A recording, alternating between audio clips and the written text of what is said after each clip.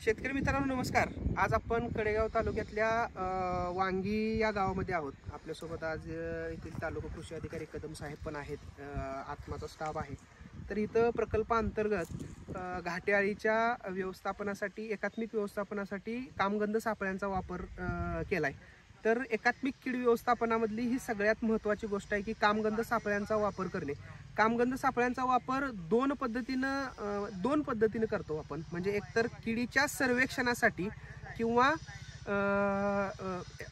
मास ट्रॅपिंगसाठी, म्हणजे एकाच वेळेला नर पतंग जास्त आपल्याला जर कलेक्ट करायचे असतील तर त्यासाठी। आता किडीच्या सर्वेक्षणासाठी म्हणजे काय, आपल्याला आपल्या शेतामध्ये कीड किती येणार आहे, त्यासोबत ती आपली इकॉनॉमिक थ्रेशोल्ड लेवल क्रॉस करणार आहे का, म्हणजे आर्थिक नुकसान पातळी आपल्या शेतामध्ये क्रॉस झाली का, हे जर बघायचं असेल तर ह्यासाठी ह्या कामगंध सापळे खूप महत्त्वाची भूमिका निभावतात। आता या कामगंध सापळ्यांचं कार्य कसं चालतं, या सापळ्यामध्ये आत लुअर लावलं जातं, त्याला मादीचा जो वास असतो तो असतो आणि त्यामुळं नरपतंग ह्याच्याकडे अट्रॅक्ट होतात आणि ह्या प्लॅस्टिकच्या बॅगमध्ये मग ते कलेक्ट केले जातात।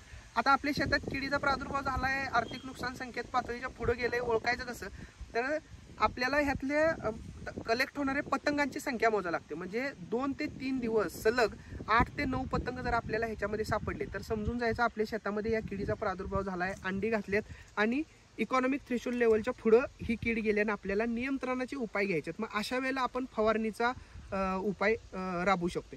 मग त्यावेळेला आपण जी शिफारसीत कीटकनाशक आहेत तर त्या शिफारसीतल्या कीटकनाशकांचा वापर आपण या किडीच्या व्यवस्थापनासाठी करतो। इथे स्क्रीनवर तुम्हाला मी शिफारसीतली कीटकनाशक त्याचं प्रमाण 10 लिटर पाण्याला किती वापरायचं आहे ते देतोय।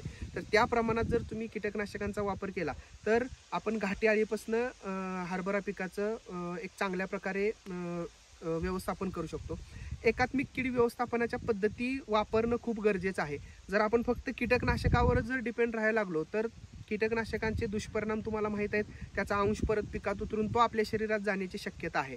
त्यामुळं वारेमाप कीटकनाशकांचा वापर न करता ह्या एकात्मिक कीड व्यवस्थापनाच्या पद्धती आपण वापरणं गरजेचं आहे। कृषी विभागामार्फत वेळोवेळी याबाबत जनजागृती केली जाते, असे ट्रॅपही प्रोव्हाइड केले जातात किंवा दुकानामध्ये आता हे ट्रॅप मिळतात। ह्याचा खर्च किती आहे, 60-70 रुपये, ते हार्डली एकदम चांगल्या कंपनीचा घेतला तरी 100 रुपयाच्या आसपास तुम्हाला फक्त ट्रॅप मिळेल। हेक्टरी 5 कामगंध सापळे तुम्ही जरी लावले सर्वेक्षणासाठी तरी तुमच्या शेतामध्ये किती कीड येणार आहे ह्याचं तुम्हाला आगाऊ अंदाज येईल आणि तुम्ही किडीचं व्यवस्थापन चांगल्या पद्धतीने करू शकता। तर हरभरा उत्पादक शेतकरी जे असतील किंवा सोयाबीन उत्पादक, उन्हाळी सोयाबीन आता करणार आहे ते उत्पादक शेतकरी असतील, सोयाबीनसाठी जे लोअर आहे ते वेगळं असतं, स्पोडोप्टेरा आळीचं लोअर असतं, ह्याच्यामध्ये हेलिकोर्पा आर्मेचराचं लोअर असतं, तर ते पिकानुसार बदलतं। यासाठी आपल्या पिकाच्या गरजेनुसार कामगंध सापळे शेतामध्ये लावा आणि किडीपासनं मला वाटतंय आपण आपल्या पिकांचं एक चांगल्या प्रकारे संरक्षण करू शकतो। धन्यवाद।